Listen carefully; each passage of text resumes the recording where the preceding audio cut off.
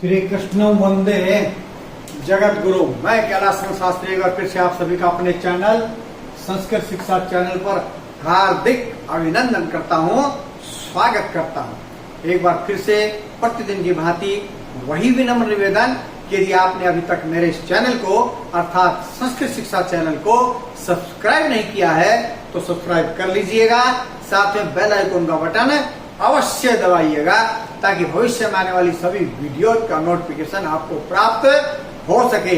इसी के साथ वीडियो में अंत तक बने रहिएगा। वीडियो अच्छी लगे तो लाइक भी अवश्य कीजिएगा क्योंकि लाइक करने से मनोबल बढ़ता है।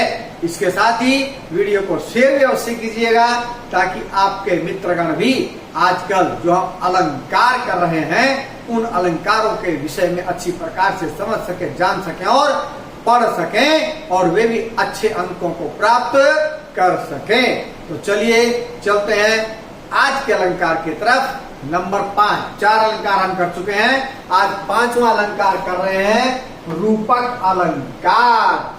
रूपक, रूप, किसी पर ऐसा रूप आरोपित कर देना कि पता नहीं चले कि ये है अथवा ये है। तो चलिए चलते हैं इसके लक्षण की तरफ। इसकी परिभाषा क्या है, परिभाषा समझते हैं। रूपकम रूपिता रूपो विषय निरपहन्नवे।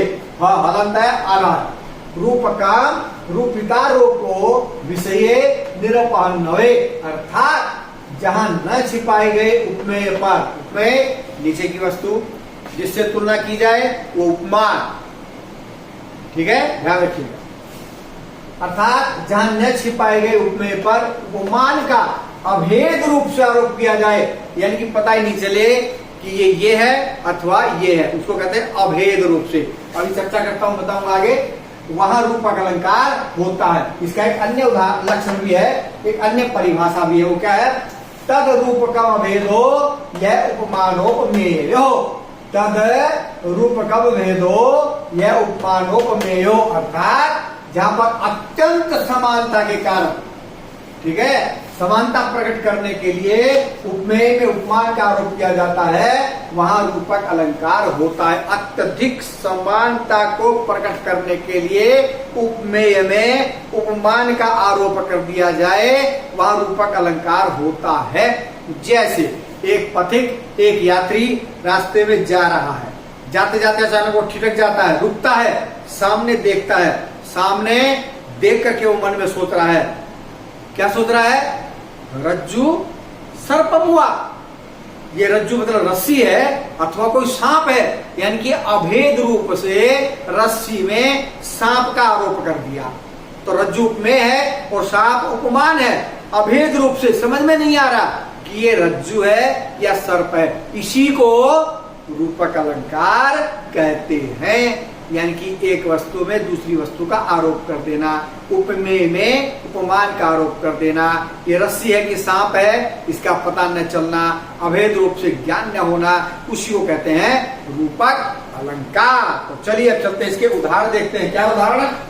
तस्या मुखम चंद्र एव। सर्वोत्तम सा उदाहरण है। तस्या, उसका, इस तरह का प्रयोग है। तस्या, उसका, मुखम माने मुख, चंद्र, चंद्रमा ही है, यानी कि उतना इतनी सुंदर है वो कि उसके मुख और चंद्रमा का पता नहीं चलता कि मुख है अथवा चंद्रमा है। तो मुख पर चंद्रमा का आरोप किया अभेद रूप से, इसलिए यहाँ पर रूपक अलंकार है। दूसरा उदाहरण और दिया जो मैंने पीछे दिया था मंदाक्रांता छंद में शायद। विद्या नाम नर स्वरूपम अधिकम प्रसन्न गुप्तम धनम। विद्या भोग करी यश सुख करी विद्या गुरु नाम गुरु। तो विद्या को क्या क्या बता दिया? विद्या मनुष्य का सुंदर रूप है, गुप्त धन है, भोग कराने वाली, यश दिलाने वाली, सुख करने वाली, गुरुओं की गुरु है। ये सारी कौन है? विद्या। विद्या पर ये सब कुछ आरोपित किया है, इसलिए यहाँ पर भी रूपक अलंकार है। आशा करता हूं आपको समझ में आ गया होगा। कल मिलते हैं एक नए अलंकार के साथ, एक नई ऊर्जा के साथ। आप बने रहिए संस्कृत शिक्षा चैनल के साथ। तब तक के लिए जय भारत, जय भारती।